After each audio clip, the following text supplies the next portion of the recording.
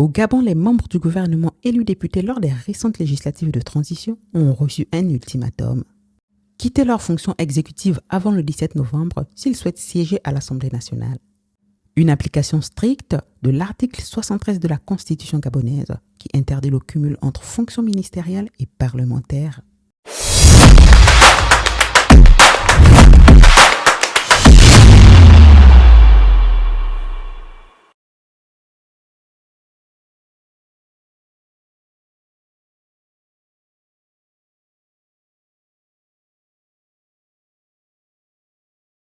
Depuis le renversement du régime Bongo en août 2023, la transition conduite par le général Brice Clotaire Oligui Nguema s'efforce de refonder l'architecture institutionnelle du pays. Les élections législatives organisées en 2025 visaient à recomposer l'Assemblée nationale de transition, mais plusieurs ministres y ont été élus. D'où cette mise au point juridique. Pour garantir la neutralité parlementaire, il faudra choisir son camp. L'exécutif ou le législatif?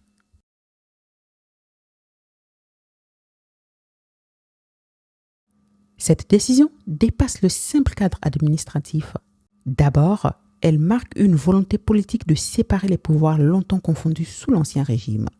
De plus, elle réaffirme la primauté du droit constitutionnel sur les arrangements politiques. Enfin, elle traduit une volonté de rétablir la crédibilité des institutions, en montrant que même les ministres ne sont pas au-dessus de la loi. Mais cette mesure aura des conséquences. Certains postes ministériels devront être redistribués, ouvrant la voie à un possible remaniement technique. Elle pourrait révéler les ambitions personnelles de plusieurs membres du gouvernement. Ceux qui choisiront le Parlement pourraient vouloir s'ancrer durablement dans le jeu politique post-transition. Enfin, elle sert de test de cohérence. La transition tiendra-t-elle ses engagements de transparence et de gouvernance? Dans les rues, les réactions varient. Entre satisfaction et prudence, pour certains Gabonais, c'est une bonne nouvelle. Enfin, la loi s'applique à tous. Pour d'autres, cela reste symbolique. Le vrai changement, disent-ils, viendra que lorsque la séparation de pouvoir sera vécue, pas seulement proclamée. Cette mesure renforce l'idée d'un état de droit en construction. Mais beaucoup attendent encore que cela se traduise dans les services publics, la justice ou la transparence économique.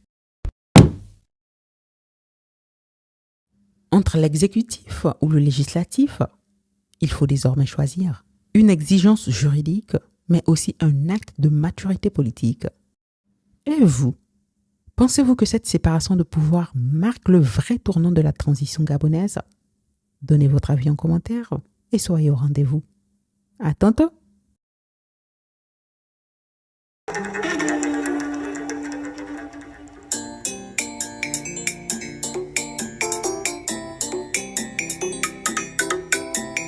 Yo yo yo, vamwana nzendi haya.